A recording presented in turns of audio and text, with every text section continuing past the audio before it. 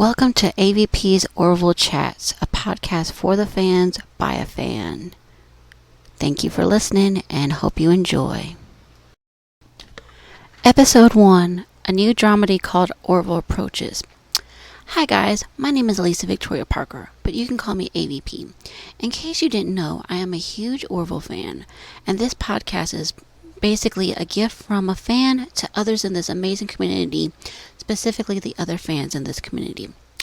Now, in case you didn't know, that the Orville series first premiered on television on September 10th, 2017, and it was called science fiction, but it had a tiny little twist to it. It was dubbed a dramedy. Now, what exactly is a dramedy, you may be wondering? Well, we know that a comedy is obviously something that makes us laugh, and a drama is something that gets our hearts pumping and full of excitement. So, without any other conclusions, a dramedy must be, therefore, a comedy, a mix of drama mixed with comedy. Now, there's been a few science fictions that were dramedies, but nothing is specifically done as the Orville series. Let me explain why it's so masterfully done. Seth MacFarlane, the creator and executive producer of the Orville series, first takes us on the Orville when it takes place in the 25th century in New York City. And within the first few minutes, we get a little bit of drama. Now, here's the thing that's so special about the Orville series. It definitely has a very sleek, futuristic feel to it within the first couple of scenes of watching the opening credits. I mean, we've never seen a New York City that looks quite as futuristic as this one. It's got a sleek, clean look. Something that makes you wonder, is that possible? Can New York City look that fresh and clean? Can it look futuristic? But without further ado, let's go into this. Now, when we first start this show, we were introduced to Ed Mercer, and we notice that there's some giggling going on in the background when he walks into the apartment building. And we hear this woman's giggling. But before the opening credits have started their completion, we notice something. Uh-oh. It looks like Ed is married, but she's cheating on him. Ed, unfortunately, has nothing to do with her. He walks out in horror and keeps muttering the phrase, I'm done, I'm done, I'm done, I'm done, before she can even explain what has happened. Now, let's fast forward to a whole year later. It is then in that year later that we get a little bit more of the comedic aspects of the show. We see a little bit of references to other science fiction and also some things that Seth MacFarlane himself has done. I'll discuss those in a future episode. But for now, let's focus on the topic at hand. Now, here's the thing. Let's pause what we've already seen in within 5 minutes. We've already seen a cheating wife. We've seen a blue alien. We've seen a sleek-looking future New York. And it's all in the 25th century. Now, here's the thing. Many shows don't want to be labeled as a dramedy, and they don't want to be labeled as a comedy too early on because they know that will define the whole show. But here's the thing. With a dramedy, you don't know what direction the show is going to go into. If it's going to go into a dramatic aspect or if it's going to go into a more comedic aspect. That's the thing that's so beautifully done about this Orville series. Because we can see a cheating scandal, we can see a futuristic city, we can also see some other comedic aspects. I mean, who would think of a blue alien that squirts out blue goo out of its head? Nobody but Seth MacFarlane could pull something as masterfully done as that. But that's the thing that's so cool about the Orville series, is that we have both of those all within just a couple of minutes.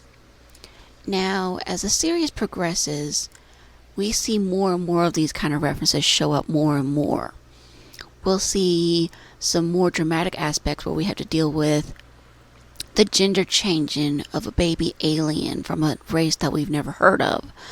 Or we might have something a little bit more comedic where we have to deal with some of the lines that are said by some of the characters, saying, watch out for hobo clowns, or watch out for pies. Those are the more comedic aspects of the show. I mean, most people wouldn't think about Orville being solely dramatic, and we wouldn't think about it being solely comedic either. Because of the perfect mix of the two, we've got a wonderful, wonderful start to a great series. I mean, for me, I've always loved drama, but I've also loved comedy. But when I found out that this show is labeled a dramedy, it got me wondering, and I'm sure you were wondering too, what is a dramedy? A dramedy, like I said, is comedy mixed with drama. So when you hear it being called that, you really, really do see how the two are married to each other, and they married each other so perfectly, and it doesn't blur together. It just basically, they just coincide with each other, and it's like, oh, we've got magic happening here. We've got something special happening here. And so if we can have this kind of science fiction, and it's all taking place in the 25th century, where we're introduced to a whole new cast of crew, that's great. A lot of these actors that were on the Orville series, they're known mostly for other things. I think, for instance, Seth MacFarlane is primarily known for his comedic work, such as Family Guy, American Dad, Ted, A Million Ways to Die in the West. Those are more the comedic aspects. Also, his co-star, Scott Grimes, who plays Gordon Malloy, is known for his comedic aspects on American Dad. And some of his other co-stars we had never really heard of. I mean, I had never really heard of Halston Stage, but obviously she can pull this off as well. Also, Adrienne Palicki, who plays Kelly Grayson, I had seen her on the series Smallville. Now, Smallville was a drama show. And when I saw her on that show, she played a young, supposedly Kara Kent.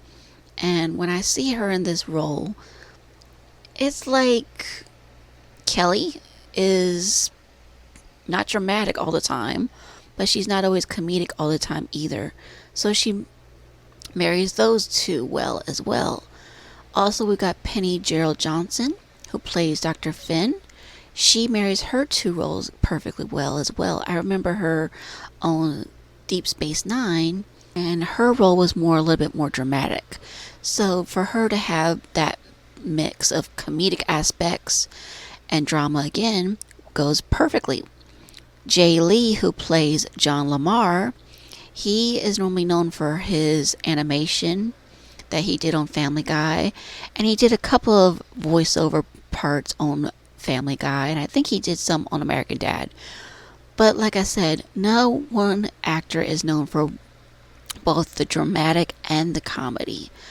And for them to both go really, really well together, I think that's really superb, because not many people can pull this kind of thing off so beautifully. I mean, I was told that people weren't going to tune into this series because they were like, why do I want to tune into something that Seth MacFarlane created? I am not a fan of him on American Dad. I'm not a fan of him on Family Guy. But maybe I'll check out Orville. And that's what I try to tell people, saying, look, Orville's not just the comedic aspects. Orville also has the drama aspects. Like I said, we dealt with a gender baby's change in the first season. We also dealt with some addictions in the second season. This third season that we're waiting on, we really don't know what to expect, but we do know that it's going to be something that's going to keep us all guessing and on the edge of our seat what's going to happen next. So, like I said, if you can marry comedy with drama and do it in a masterfully way and write it really well, that's awesome. As a writer myself, I know how hard it is to mix the two. But to do this kind of thing on primetime television, and especially on a major network, that's even more difficult, because primetime television, most people's attention spans are very, very short. they don't know what to expect on a prime time because, like I said, they're wanting something either to get their mind off their busy day or their busy weekends. But when we see something like this, it sort of gets our mind off of it without being overly heavy and it's not overly light. So, in other words, we want to make sure it's something that's going to still hold our attention, keep us happy, keep us entertained, keep us enjoying it, keep us wanting to come back. Another thing that's really, really cool about this dramedy series is, like Seth MacFarlane has said many, many times, we don't have to watch the episodes in any particular order. We can watch them, say you want to skip from episode 1 to skip to episode 20. We can do that. That's the thing that's so great about this. There's no specific timeline. But my advice to you, those of you who are wanting to watch Orville and haven't seen it, start with episode 1. That way you have a little bit of a backstory on who Ed Mercer is, who Kelly Grayson is, who Gordon Malloy is, who John Lamar is, and many, many other characters. Start with at least the pilot episode. Then you can sort of skip around from there, I think. Because like I said, this show has it all. It's got drama, but it's also got comedy, but it's all written really, really well, where you really don't think about it being one specific genre. You think of it as both.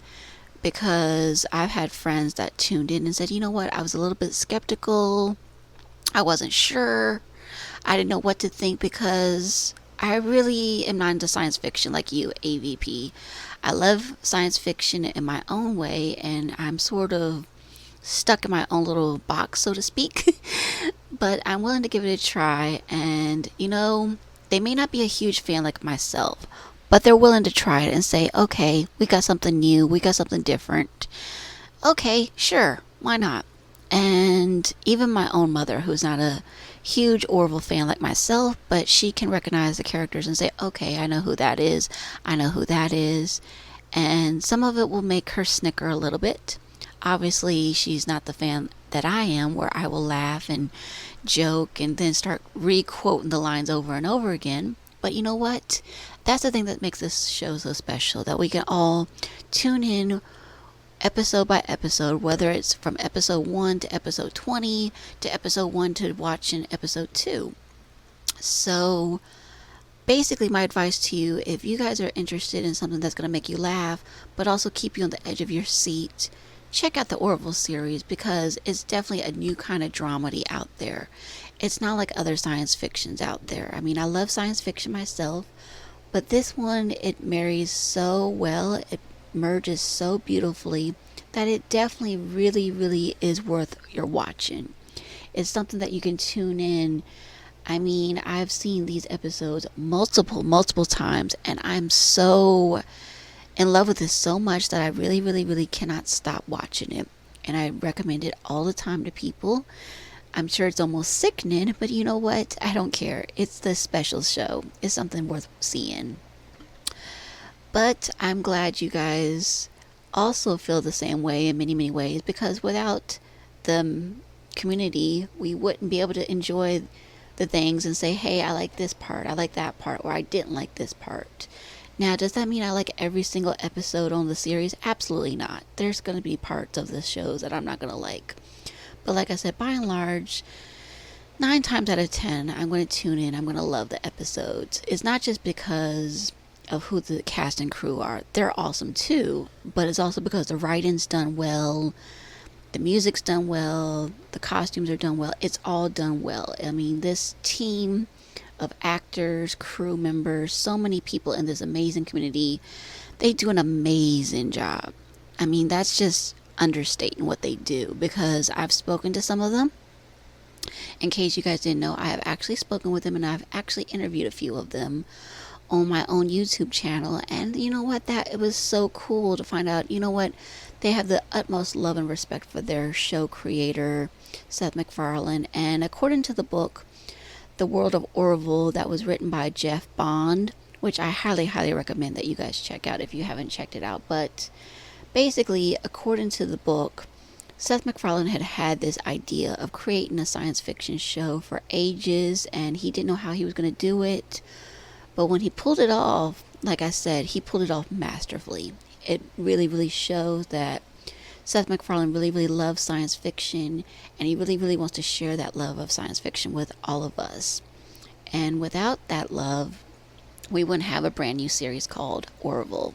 The new dramedy, I mean, it's not on network television anymore, but when it does return to the Hulu paid for service, or even if you're overseas and you're watching it on, say, Disney Plus or some other streaming service, I would highly recommend you guys check it out.